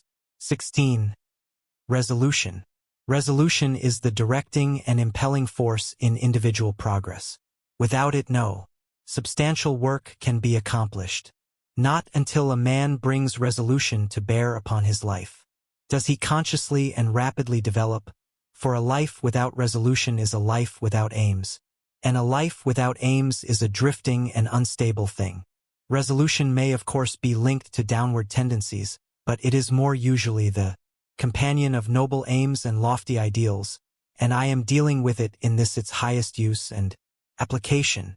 When a man makes a resolution, it means that he is dissatisfied with his condition, and is commencing to take himself in hand with a view to producing a better piece of workmanship out of the mental materials of which his character and life are composed, and insofar as he is true to his resolution, he will succeed in accomplishing his purpose. The vows of the saintly ones are holy resolutions directed toward some victory over self, and the beautiful achievements of holy men and the glorious conquests of the divine teachers were rendered possible and actual by the pursuit of unswerving resolution, to arrive at the fixed determination to walk a higher path than heretofore. Although it reveals the great difficulties which have to be surmounted, it yet makes possible the treading of that path, and illuminates its dark places with the golden halo of success. The true resolution is the crisis of long thought, protracted struggle, or fervent but unsatisfied aspiration. It is no light thing, no whimsical impulse or vague desire, but a solemn and irrevocable determination not to rest nor cease from effort until the high purpose which is held in view is fully accomplished. Half-hearted and premature resolution is no resolution at all, and is shattered at the first difficulty. A man should be slow to form a resolution. He should searchingly examine his position and take into consideration every circumstance and difficulty connected with his decision, and should be fully prepared to meet them. He should be sure that he completely understands the nature of his resolution, that his mind is finally made up, and that he is without fear and doubt in the matter. With the mind thus prepared, the resolution that is formed will not be departed from, and by the aid of it a man will in due time accomplish his strong purpose. Hasty resolutions are futile. The mind must be fortified to endure. Immediately the resolution to walk a higher path is made, temptation and trial begin. Men have found that no sooner have they decided to lead a truer and nobler life than they have been overwhelmed with such a torrent of new temptations and difficulties as make their position almost unendurable, and many men, because of this, relinquish their resolution. But these temptations and trials are a necessary part of the work of regeneration upon which the man has decided and must be hailed as friends and met with courage if the resolution is to do its work. For what is the real nature of a resolution? Is it not the sudden checking of a particular stream of conduct, and the endeavor to open up an entirely new channel? Think of an engineer who decides to turn the course of a powerfully running stream or river in another direction. He must first cut his new channel, and must take every precaution to avoid failure in the carrying out of his undertaking. But when he comes to the all-important task of directing the stream into its new channel, then the flowing force, which for ages has steadily pursued its accustomed course, becomes refractory, and all the patience and care and skill of the engineer will be required for the successful completion of the work. It is even so with the man who determines to turn his course of conduct in another and higher direction. Having prepared his mind, which is the cutting of a new channel, he then proceeds to the work of redirecting his mental forces, which have hitherto flowed on uninterruptedly into the new course. Immediately this is attempted, the arrested energy begins to assert itself in the form of powerful temptations and trials hitherto unknown and unencountered. And this is exactly as it should be. It is the law, and the same law that is in the water is in the mind. No man can improve upon the established law of things, but he can learn to understand the law instead of complaining and wishing things were different. The man who understands all that is involved in the regeneration of his mind will glory in tribulations, knowing that only by passing through them can he gain strength, obtain purity of heart, and arrive at peace. And as the engineer at last, perhaps after many mistakes and failures, succeeds in getting the stream to flow on peacefully in the broader and better channel, and the turbulence of the water is spent and all dams can be removed, so the man of resolution at last succeeds in directing his thoughts and acts into the better and nobler way to which he aspires, and temptations and trials give place to steadfast strength and settled peace.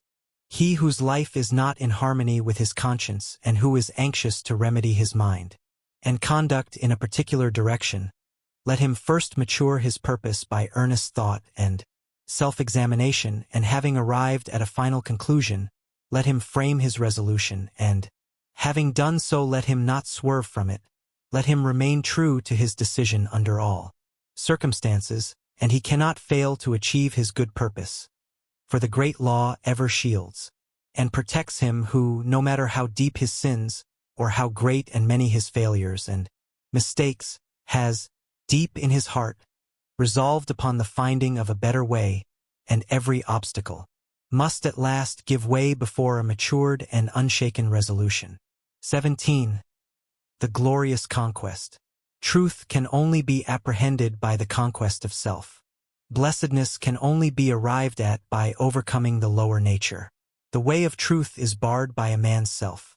The only enemies that can actually hinder him are his own passions and delusions. Until a man realizes this and commences to cleanse his heart, he has not found the path which leads to knowledge and peace. Until passion is transcended, truth remains unknown. This is the divine law. A man cannot keep his passions and have truth as well. Error is not slain until selfishness is dead. The overcoming of self is no mystical theory, but a very real and practical thing. It is a process which must be pursued daily and hourly, with unswerving faith and undaunted resolution if any measure of success is to be achieved. The process is one of orderly growth, having its sequential stages, like the growth of a tree, and as fruit can only be produced by carefully and patiently training the tree, even so the pure and satisfying fruits of holiness can only be obtained by faithfully and patiently training the mind in the growth of right thought and conduct. There are 5 steps in the overcoming of passion, which includes all bad habits and particular forms of wrongdoing, which I will call 1. Repression. 2. Endurance. 3. Elimination. 4. Understanding. 5. Victory. When men fail to overcome their sins, it is because they try to begin at the wrong end. They want to have the stage of victory without passing through the previous 4 stages. They are in the position of a gardener who wants to produce good fruit without training and attending to his trees. Repression consists in checking and controlling the wrong act, such as an outburst of temper, a hasty or unkind word, a selfish indulgence, etc., and not allowing it to take actual form. This is equivalent to the gardener nipping off the useless buds and branches from his tree. Is a necessary process, but a painful one. The tree bleeds while undergoing the process, and the gardener knows that it must not be taxed too severely. The heart also bleeds when it refuses to return passion for passion, when it ceases to defend and justify itself. It is the process of mortifying the members of which St. Paul speaks. But this repression is only the beginning of self-conquest. When it is made an end in itself, and there is no object of finally purifying the heart, that is a stage of hypocrisy, a hiding of one's true nature, and striving to appear better in the eyes of others than one really is. In that case it is an evil, but when adopted as the first stage toward complete purification, it is good. Its practice leads to the second stage of endurance or forbearance, in which one silently endures the pain which arises in the mind when it is brought in contact with certain actions and attitudes of other minds toward one. As success is attained in this stage, the striver comes to see that all his pain actually arises in his own weaknesses, and not in the wrong attitudes of others toward him, these latter being merely the means by which his sins are brought to the surface and revealed to him. He thus gradually exonerates all others from blame in his falls and lapses of conduct, and accuses only himself, and so learns to love those who thus unconsciously reveal to him his sins and shortcomings. Having passed through these 2 stages of self-crucifixion, the disciple enters the third, that of elimination, in which the wrong thought which lay behind the wrong act is cast from the mind immediately it appears. At this stage, conscious strength and holy joy begin to take the place of pain, and the mind having become comparatively calm, the striver is enabled to gain a deeper insight into the complexities of his mind, and thus to understand the inception, growth, and outworking of sin. This is the stage of understanding. Perfection in understanding leads to the final conquest of self, a conquest so complete that the sin can no more rise in the mind even as a thought or impression. For when the knowledge of sin is complete, when it is known in its totality, from its inception as a seed in the mind to its ripened outgrowth as act and consequence, then it can no more be allowed a place in life, but it is abandoned forever. Then the mind is at peace. The wrong acts of others no longer arouse wrong and pain in the mind of the disciple. He is glad and calm and wise. He is filled with love, and blessedness abides with him. And this is victory. 18. Contentment in activity. The confounding of a positive spiritual virtue or principle with a negative animal vice is common amongst writers even of what is called the advanced thought school, and much valuable energy is frequently expended in criticizing and condemning, where a little calm reasoning would have revealed a greater light and led to the exercise of a broader charity. The other day I came across a vigorous attack upon the teaching of love, wherein the writer condemned such teaching as weakly, foolish, and hypocritical. Needless to say that which he was condemning as love was merely weak sentimentality and hypocrisy. Another writer, in condemning meekness, does not know that what he calls meekness is only cowardice, while another who attacks chastity as a snare is really confusing painful and hypocritical restraint with the virtue of chastity. And just lately I received a long letter from a correspondent who took great pains to show me that contentment is a vice and is the source of innumerable evils. That which my correspondent called contentment is, of course, animal indifference. The spirit of indifference is incompatible with progress, whereas the spirit of contentment may, and does, attend the highest form of activity, the truest advancement and development. Indolence is the twin sister of indifference, but cheerful and ready action is the friend of contentment. Contentment is a virtue which becomes lofty and spiritual in its later developments, as the mind is trained to perceive and the heart to receive the guidance, in all things, of a merciful law. To be contented does not mean to forego effort. It means to free effort from anxiety. It does not mean to be satisfied with sin and ignorance and folly, but to rest happily in duty done, work accomplished.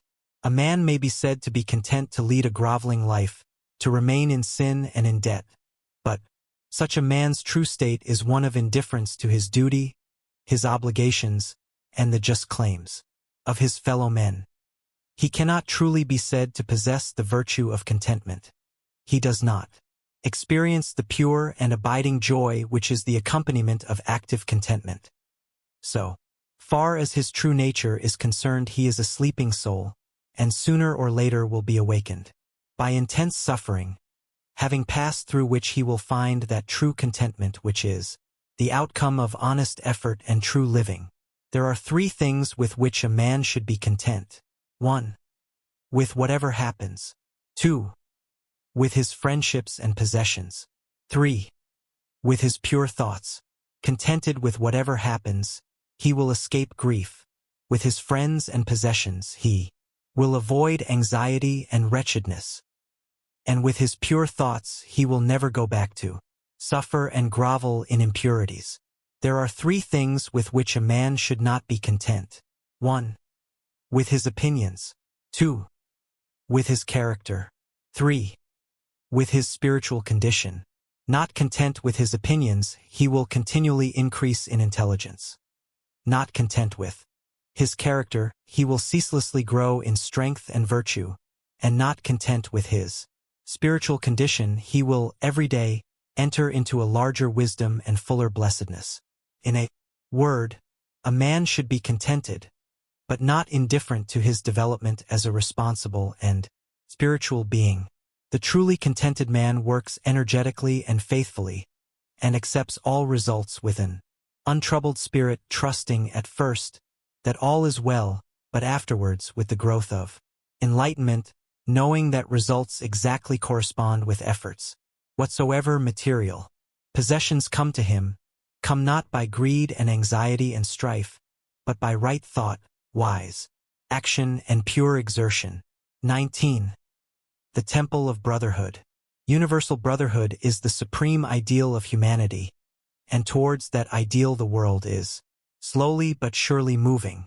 Today, as never before, numbers of earnest men and women are striving to make this ideal tangible and real.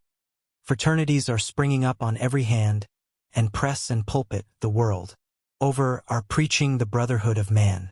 The unselfish elements in all such efforts cannot fail to have their effect upon the race, and are with certainty urging it towards the goal of its noblest aspirations.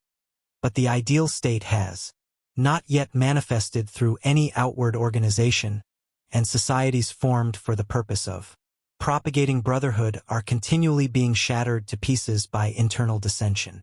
The brotherhood for which humanity sighs is withheld from actuality by humanity itself. Nay, more, it is frustrated even by men who work zealously for it is a desirable possibility. And this because the purely spiritual nature of brotherhood is not perceived, and the principles involved, as well as the individual course of conduct necessary to perfect unity, are not comprehended.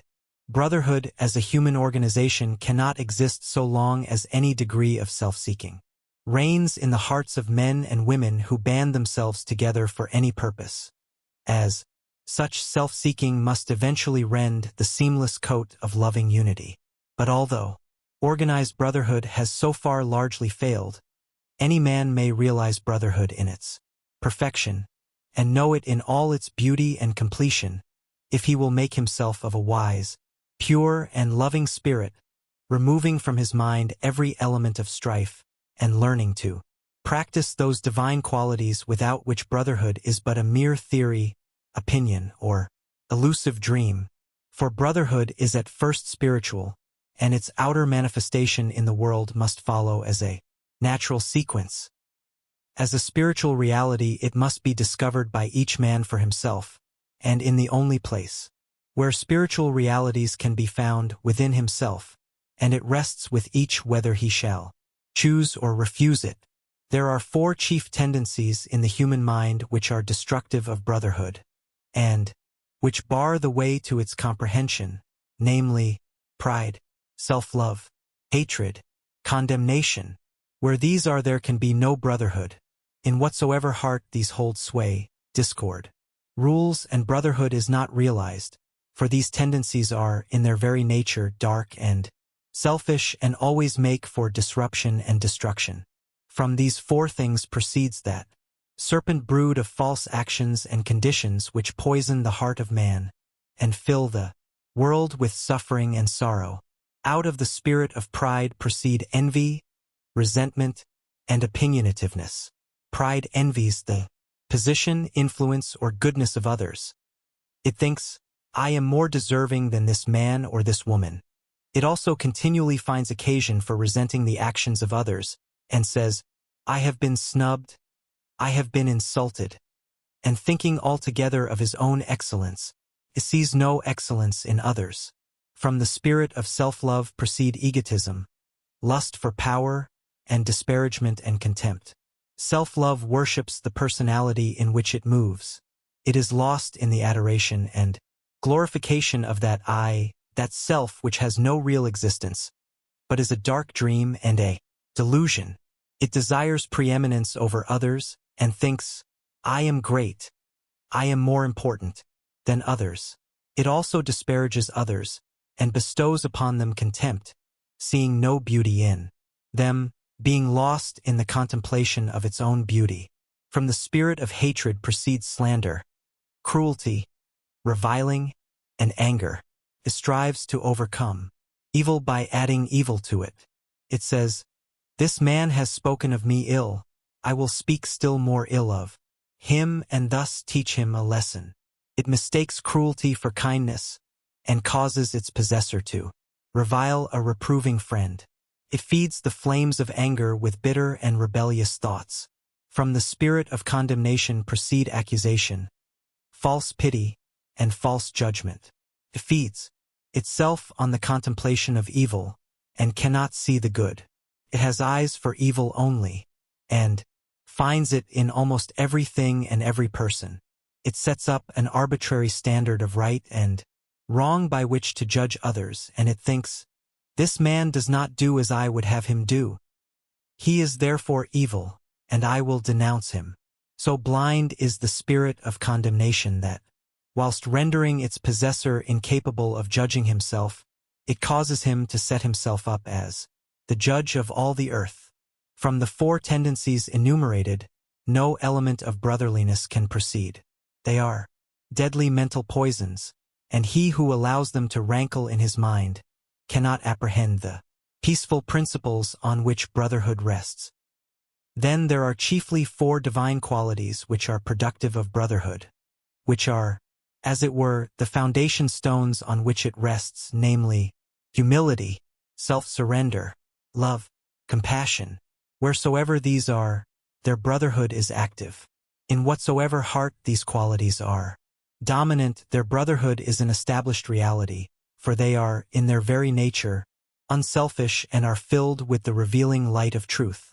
There is no darkness in them, and, where they are, so powerful is their light, that the dark tendencies cannot remain, but are dissolved and dissipated. Out of these four qualities proceed all those angelic actions and conditions which make for unity and bring gladness to the heart of man and to the world. From the spirit of humility proceed meekness and peacefulness. From self-surrender come patience, wisdom, and true judgment. From love spring kindness, joy, and harmony. And from compassion proceed gentleness and forgiveness. He who has brought himself into harmony with these four qualities is divinely enlightened. He sees whence the actions of men proceed and whither they tend, and therefore can no longer live in the exercise of the dark tendencies. He has realized brotherhood in its completion as freedom from malice, from envy, from bitterness, from contention, from condemnation. All men are his brothers, those who live in the dark tendencies, as well as those who live in the enlightened qualities, for he knows that when they have perceived the glory and beauty of the light of truth, the dark tendencies will be dispelled from their minds. He has but one attitude of mind towards all, that of goodwill. Of the four dark tendencies are born ill will and strife. Of the four divine qualities are born goodwill and peace. Living in the four tendencies, a man is a strife producer.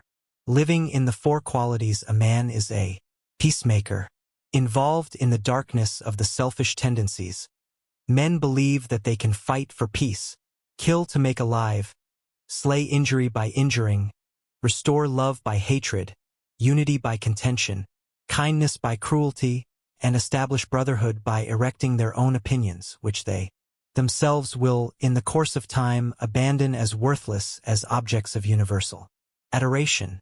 The wished-for temple of brotherhood will be erected in the world when its four foundation stones of humility, self-surrender, love, and compassion are firmly laid in the hearts of men, for brotherhood consists, first of all, in the abandonment of self by the individual, and its after-effects is unity between man and man. Theories and schemes for propagating brotherhood are many, but brotherhood itself is one, and unchangeable, and consists in the complete cessation from egotism and strife, and in practicing goodwill and peace.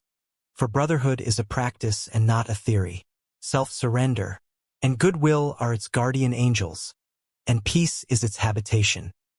Where two are determined to maintain an opposing opinion, the clinging to self and ill will are there, and brotherhood is absent. Where two are prepared to sympathize with each other, to see no evil in each other, to serve and not to attack each other, the love of truth and goodwill are there, and brotherhood is present. All strifes, divisions, and wars inhere in the proud, unyielding self. All peace, unity, and concord inhere in the principles which the yielding up of self reveals. Brotherhood is only practiced and known by him whose heart is at peace with all the world. 20. Pleasant pastures of peace.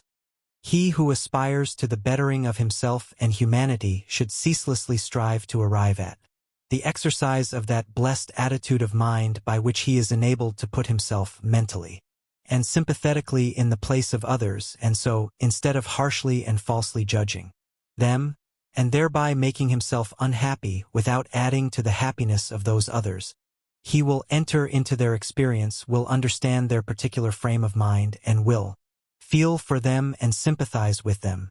One of the great obstacles to the attainment of such an attitude of mind is prejudice, and until this is removed, it is impossible to act toward others as we would wish others to act toward us. Prejudice is destructive of kindness, sympathy, love, and true judgment, and the strength of a man's prejudice will be the measure of his harshness and unkindness toward others. For prejudice and cruelty are inseparable.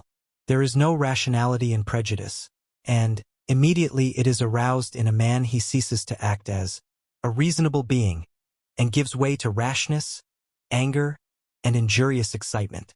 He does not consider his words nor regard the feelings and liberties of those against whom his prejudices are directed, He has, for the time being, forfeited his manhood and has descended to the level of an irrational creature. While a man is determined to cling to his preconceived opinions, mistaking them for truth, and refuses to consider dispassionately the position of others, he cannot escape hatred nor arrive at blessedness. The man who strives after gentleness, who aspires to act unselfishly toward others, will put away all his passionate prejudice and petty opinions, and will gradually acquire the power of thinking and feeling for others, of understanding their particular state of ignorance or knowledge, and thereby entering fully into their hearts and lives, sympathizing with them and seeing them as they are. Such a man will not oppose himself to the prejudices of others by introducing his own, but will seek to allay prejudice by introducing sympathy and love, striving to bring out all that is good in men, encouraging the good by appealing to it, and discouraging the evil by ignoring. He will realize the good in the unselfish efforts of others, though their outward methods may be very different from his own, and will so rid his heart of hatred, and will fit it with love and blessedness. When a man is prone to harshly judge and condemn others, he should inquire how far he falls short himself. He should also reconsider those periods of suffering when he himself was misjudged and misunderstood, and, gathering wisdom and love from his own bitter experience, should studiously and self-sacrificingly refrain from piercing with anguish hearts that are as yet too weak to ignore, too immature and uninstructed to understand. Sympathy is not required towards those who are purer and more enlightened than oneself, as the purer one lives above the necessity for it. In such a case reverence should be exercised, with a striving to lift oneself up to the purer level, and so enter into possession of the larger life. Nor can a man fully understand one who is wiser than himself, and before condemning, he should earnestly ask himself whether he is, after all, better than the man whom he has singled out as the object of his bitterness. If he is, let him bestow sympathy. If he is not, let him exercise reverence. For thousands of years the sages have taught, both by precept and example, that evil is only overcome by good, yet still that lesson for the majority remains unlearned. It is a lesson, profound in its simplicity, and difficult to learn because men are blinded by the illusions of self. Men are still engaged in resenting, condemning, and fighting the evil in their own fellow men, thereby increasing the delusion in their own hearts and adding to the world's sum of misery and suffering. When they find out that their own resentment must be eradicated and love put in its place, evil will perish for lack of sustenance. With burning brain and heart of hate, I sought my wronger early, late, and all the wretched night and day. My dream and thought was slay and slay. My better self rose uppermost. The beast within my bosom lost itself in love. Peace from afar shone o'er me radiant like a star. I slew my wronger with a deed of love. I made him bleed with kindness, and I filled for years his soul with tenderness and tears. Dislike, resentment, and condemnation are all forms of hatred, and evil cannot cease until these are taken out of the heart. But the obliterating of injuries from the mind is merely one of the beginnings in wisdom. There is a still higher and better way, and that way is so to purify the heart and enlighten the mind that, far from having to forget injuries, there will be none to remember. For it is only pride and self that can be injured and wounded by the actions and attitudes of others, and he who takes pride and self out of his heart can never think the thought, I have been injured by another, or I have been wronged by another. From a purified heart proceeds the right comprehension of things, and from the right comprehension of things proceeds the life that is peaceful, freed from bitterness and suffering, calm and wise. He who thinks, this man has injured me, has not perceived the truth in life, falls short of that enlightenment which disperses the erroneous idea of evil as a thing to be hatefully resented. He who is troubled and disturbed about the sins of others is far from truth. He who is troubled and disturbed about his own sins is very near to the gate of wisdom. He in whose heart the flames of resentment burn cannot know peace nor understand truth. He who will banish resentment from his heart will know and understand. He who has taken evil out of his own heart cannot resent or resist it in others, for he is enlightened as to its origin and nature, and knows it as a manifestation of the mistakes of ignorance. With the increase of enlightenment, sin becomes impossible. He who sins does not understand. He who understands does not sin. The pure man maintains his tenderness of his heart toward those who ignorantly imagine they can do him harm.